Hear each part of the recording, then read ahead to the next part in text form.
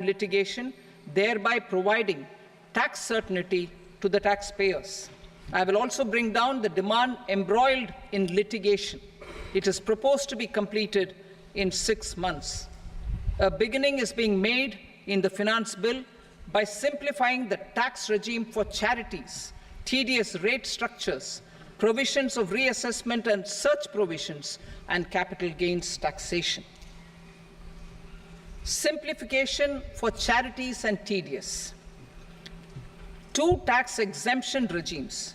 The two tax exemption regimes for charities are proposed to be merged into one.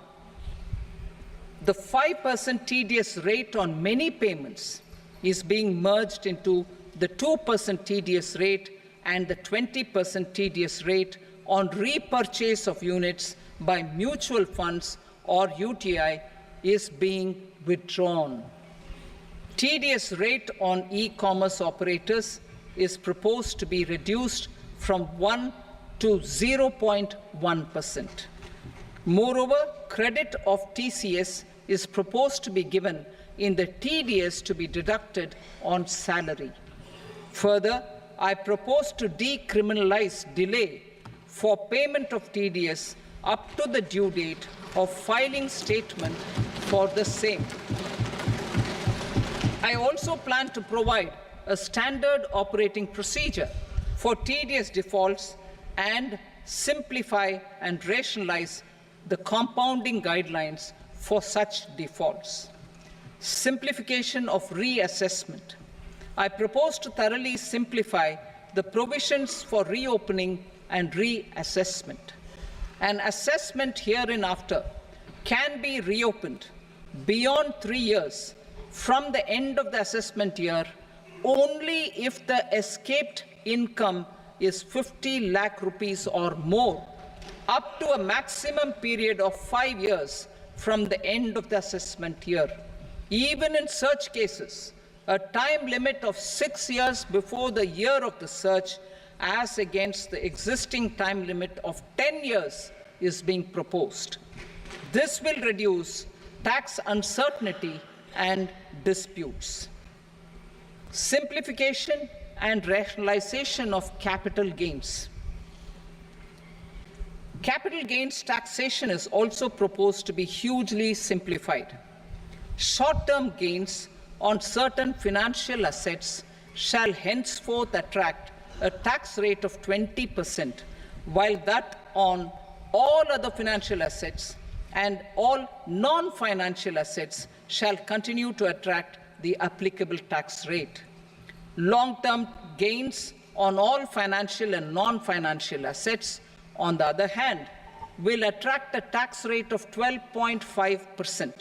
For the benefit of the lower and the middle income classes, I propose to increase the limit of exemption of capital gains on certain financial assets to 1.25 lakh rupees per year.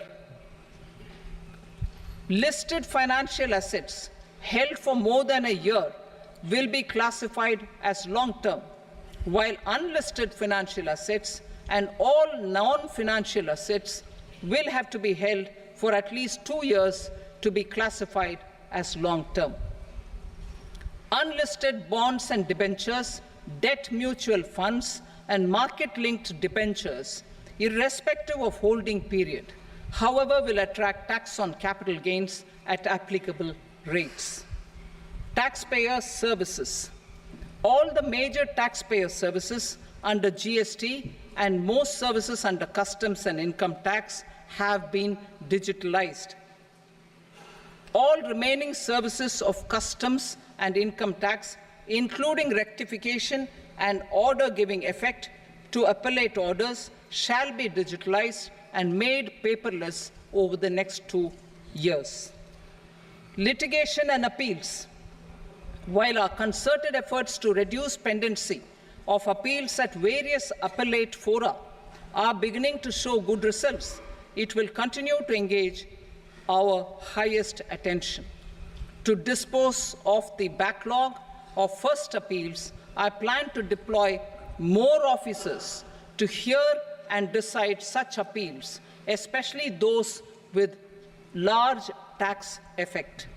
For resolution of certain income tax disputes pending in appeal, I am also proposing Vivad Se Vishwas Scheme 2024. Further, I propose to increase monetary limits for filing appeals related to direct taxes, excise and service tax in the tax tribunals, high courts and Supreme Court to 60 lakh rupees, 2 crore rupees and 5 crore respectively, with a view to reduce litigation and provide certainty in international taxation. We will expand the scope of safe harbor rules and make them more attractive. We will also streamline the transfer pricing assessment procedure. Employment and investment. I have a few proposals to promote investment and foster employment. First of all, to bolster the Indian startup ecosystem, boost the entrepreneurial spirit, and to support innovation, I propose to abolish the so-called angel tax for all classes of investors. Second, there is tremendous potential for cruise tourism in India. To give a fillip to this employment-generating industry, I am proposing a simpler tax regime for foreign shipping companies operating domestic cruises in the country. Third, India is a world leader in the diamond cutting and polishing industry, which employs a large number of skilled workers. To further promote the development of this sector, we would provide for safe harbor rates for foreign mining companies selling raw diamonds in the country. Fourth, to attract foreign capital for our development needs, I propose to reduce the corporate tax rate on foreign companies from 40 to 35%. Deepening the tax base. I have a couple of proposals for deepening the tax base. First, security transaction tax on futures and options of securities is proposed to be increased to 0.02% and 0.1% respectively. Second, for reasons of equity, I propose to tax income received on buyback of shares in the hands of recipients. Other proposals. To improve social security benefits, deduction of expenditure by employers towards NPS is proposed to be increased from 10 to 14% of the employee's salary. Similarly, deduction of this expenditure up to 14% of salary from the income of employees in private sector, public sector banks and undertakings opting for the new tax regime is proposed to be provided. Indian professionals working in multinationals get ESOPs and invest in social security schemes and other movable assets abroad. Non-reporting of such small foreign assets has penal consequences under the Black Money Act. Such non-reporting of movable assets up to 20 lakh rupees is proposed to be depenalized. Other major proposals in the finance bill relate to withdrawal of equalization levy of 2%, expansion of tax benefits to certain funds and entities in IFSCs, and immunity from penalty and prosecution to Benamidar on full and true disclosure so as to improve conviction under the Benami Transaction Prohibition Act 1988. Personal income tax.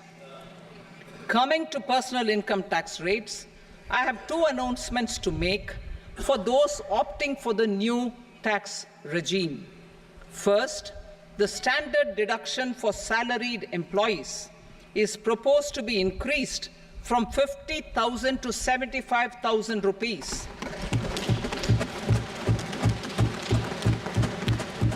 Similarly, deduction on family pension for pensioners is proposed to be enhanced from 15,000 to 25,000 rupees. This will provide relief to about 4 crore salaried individuals and pensioners.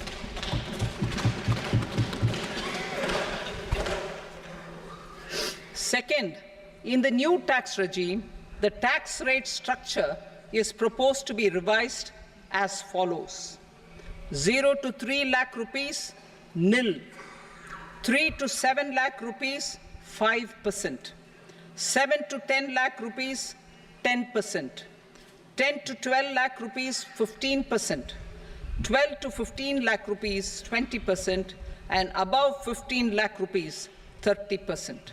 As a result of these changes, a salaried employee in the new tax regime stands to save up to 17,500 rupees in income tax.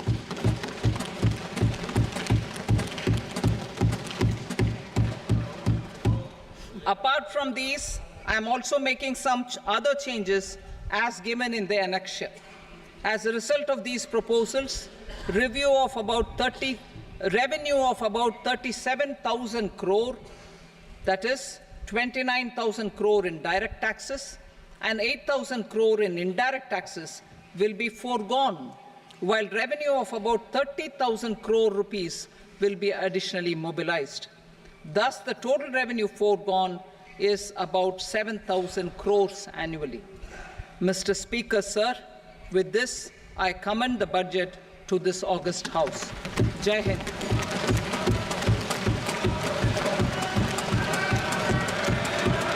Item number 2. Item number 2.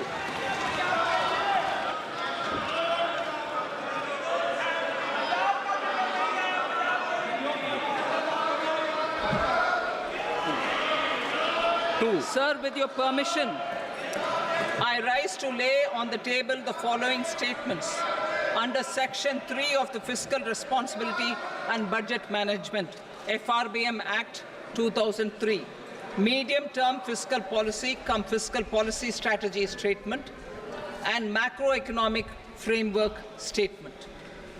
Item number 3. Sir, with your permission, I rise to move for leave to introduce the Finance Number 2 Bill 2024. प्रश्न ये कि विधेयक को पुनर्स्थापित करने की अनुमति प्रदान की जाए। जो सदस्य इसके पक्ष में हाँ कहें, जो सदस्य विरोध में ना कहें। मेरे विचार में निर्णय हाँ वालों के पक्ष में अनुमति प्रदान की जाती है। माननीय मंत्री जी, अब विधेयक पुनर्स्थापित करें। Sir, I introduce the bill. Item number 4.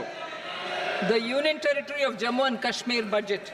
Sir, I rise to present a statement, Hindi and English versions, of the estimated receipts and expenditure of the Union Territory of Jammu and Kashmir for the year 24-25. सभा की कार्रवाई कल बुधवार दिनांक 24 जुलाई 2024 को प्राप्त 11 बजे तक के लिए स्थगित की जाती है।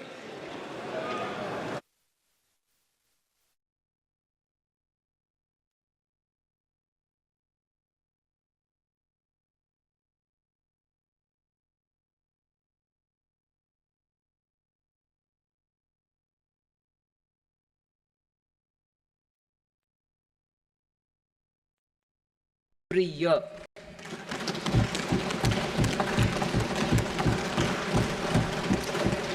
Education loans for helping our youth who have not been eligible for any benefit under government schemes and policies. I am happy to announce a financial support for loans up to 10 lakh rupees for higher education in domestic institutions.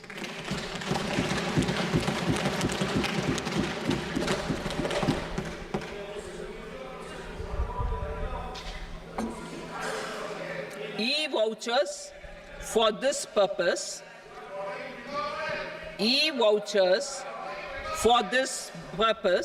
will be given directly to 1 lakh students every year for annual interest subvention of 3% of the loan amount. Priority 3, inclusive human resource development and social justice, saturation approach. Our government is committed to all-round, all-pervasive, and all-inclusive development of people, particularly farmers, youth, women, and the poor.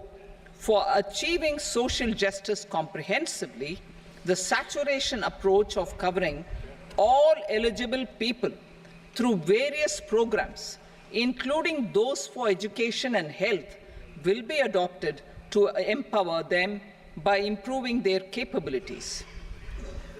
Implementation of schemes meant for supporting economic activities by craftsmen, artisans, self-help groups, scheduled caste, scheduled tribe, and women entrepreneurs and street vendors such as the PM Vishwakarma, PM Swanidhi, National Livelihood Missions, and Stand Up India will be stepped up. Purvodaya. The states in the eastern part of the country are rich in endowments and have strong cultural traditions. We will formulate a plan, Purvodaya, for the all-round development of the eastern region of the country, covering Bihar, Jharkhand, West Bengal, Odisha, and Andhra Pradesh. This will cover human resource development, infrastructure, and generation of economic opportunities to make the region an engine to attain Vikasit Bharat. On the Amritsar-Kolkata industrial corridor, we will support development of an industrial node at Gaya. This corridor will catalyze industrial development of the eastern region. The industrial node at Gaya will also be a good model for developing our ancient centers of cultural importance into future centers of modern economy. This model shall showcase Vikas B, Virasat B in our growth trajectory. We will also support development of road connectivity projects, namely 1. Patna-Purnia Expressway, 2. Buxar-Bhagalpur Expressway, 3. Bodh Gaya, Rajgir, Vaishali and Darbhanga spurs, and 4. Additional 2-lane bridge over River Ganga at Buxar at a total cost of 26,000 crore rupees.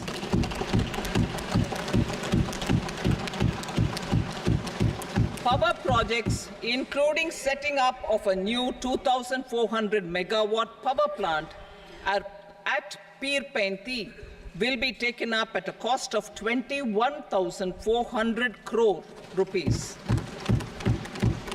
New airports, medical colleges, and sports infrastructure in Bihar will be constructed.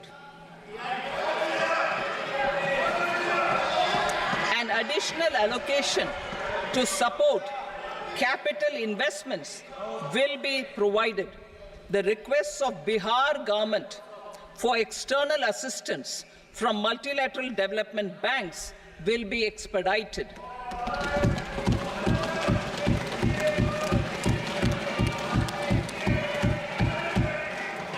Andhra Pradesh Reorganization Act. Our government has made concerted efforts to fulfill the commitments in Andhra Pradesh Reorganization Act.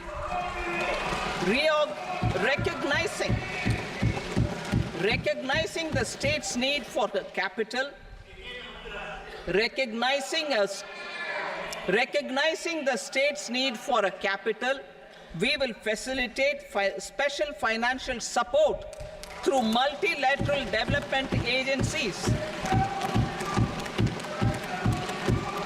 In the current financial year, 15,000 crore rupees will be arranged with additional amounts in future future years.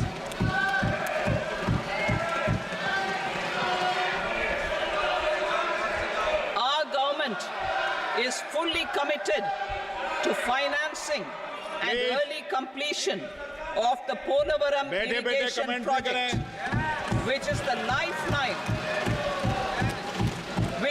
lifeline for Andhra Pradesh and its farmers. This will facilitate our country's food security as well. Under the Act, Andhra Pradesh Reorganization Act, for promoting industrial development, funds will be provided for essential infrastructure such as water, power, railways, and roads in Kopparthi node on the Visakhapatnam-Chennai industrial corridor and Varavakal node on the Hyderabad-Bangalore industrial corridor. An additional allocation will be provided this year towards capital investment for economic growth. Grants for backward regions of Rayalaseema, Prakasham, North Coastal Andhra, as stated in the Act, will be provided. PM Awas Yojana. 3 crore additional houses under the PM Awas Yojana in rural and urban areas in the country have been announced, for which the necessary allocations are being made. Women-led development. For promoting women-led development, the budget carries an allocation of more than 3 lakh crore for schemes benefiting women and girls. This signals our government's commitment for enhancing women's role in economic development. Pradhan Mantri Janjatiya Unnat Gram Abhiyan. For improving the socio-economic condition of tribal communities, we will launch the Pradhan Mantri Janjatiya Unnat Gram Abhiyan by adopting saturation coverage for tribal families in tribal majority villages and aspirational districts.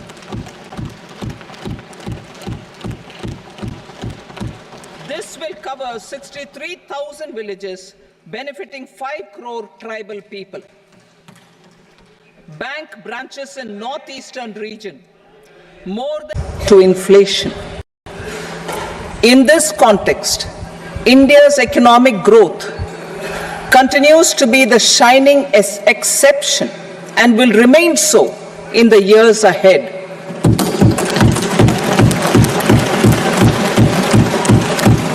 India's inflation continues to be low, stable, and moving towards the 4% target. Core inflation, that is non-food and non-fuel, currently is 3.1%. Steps are being taken to ensure supplies of perishable goods reach markets adequately. Interim budget. As mentioned in the interim budget, we need to focus on 4 major castes, namely the Garib, Mahilaye, Yuva, and Annadata, the poor, women, youth, and the farmer. For Annadata, we announced higher minimum support prices a month ago for all major crops, delivering on the promise of at least a 50% margin over costs.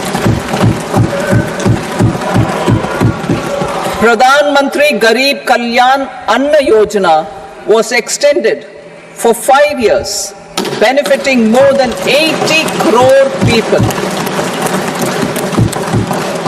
Administrative actions for approval and implementation of various schemes announced in the interim budget are well underway.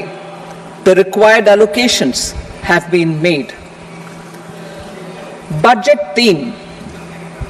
Turning attention to the full year and beyond budget, we particularly focus on employment, skilling, MSMEs, and the middle class.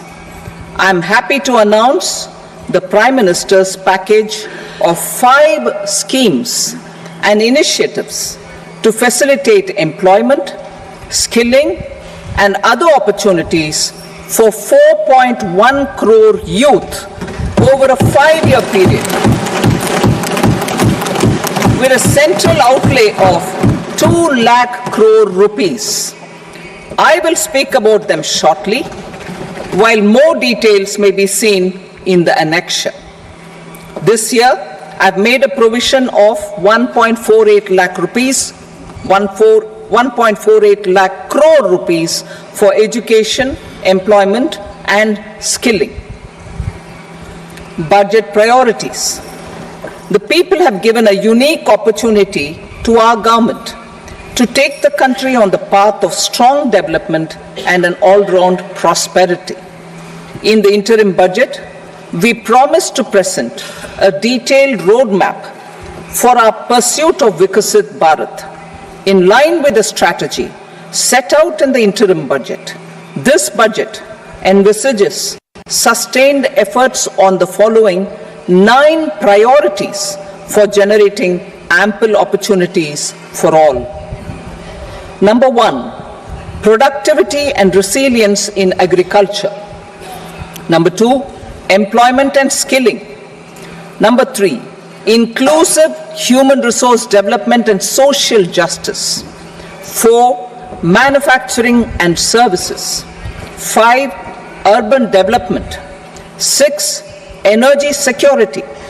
7, infrastructure. 8, innovation, research and development. And 9, next generation reforms. Subsequent budgets will build on these and add more priorities and actions. A more detailed formulation will be carried out as part of the economic policy framework, about which I will speak later in this speech. This budget details some of the specific actions to be initiated in the current year towards fulfillment of these priorities, with potential for transformative changes. The budget also covers some of the previously made announcements with intent to strengthen them and step up their implementation for expediting our journey towards the goal of Vikasit Bharat. Priority 1, productivity and resilience in agriculture. Transforming agricultural research. Our government will undertake a comprehensive review of the agricultural research setup to bring the focus on raising productivity and developing climate-resilient varieties. Funding will be provided in challenge mode, including to the private sector. Domain experts, both from the government and outside, will oversee the conduct of such research. Release of new varieties. New 109 high-yielding and climate-resilient varieties of 32 field and horticultural crops will be released for cultivation by farmers. Natural farming. In the next 2 years, 1 crore farmers across the country will be initiated into natural farming, supported by certification and branding. Implementation will be through scientific institutions and willing gram panchayats. 10,000 need-based bio-input resource centers will be established. New pension scheme. The committee to review the NPS has made considerable progress in its work. I am happy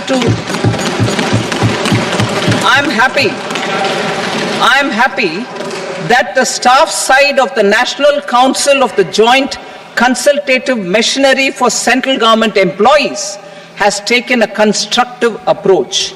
A solution will be evolved which addresses the relevant issues while maintaining fiscal prudence to protect the common citizens.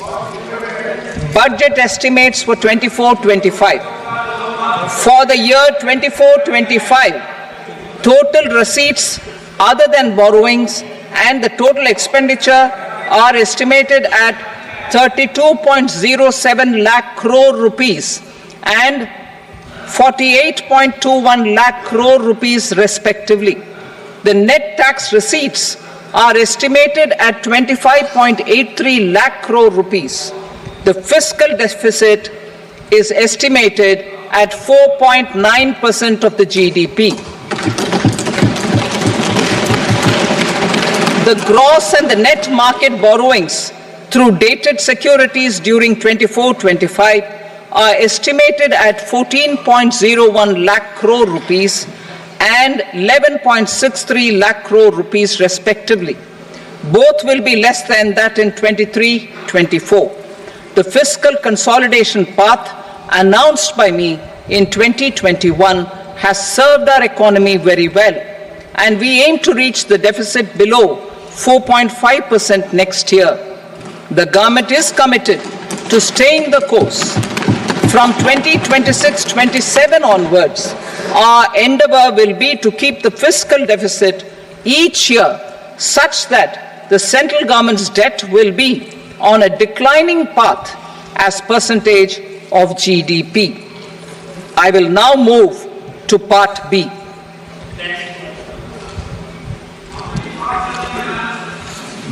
Indirect taxes.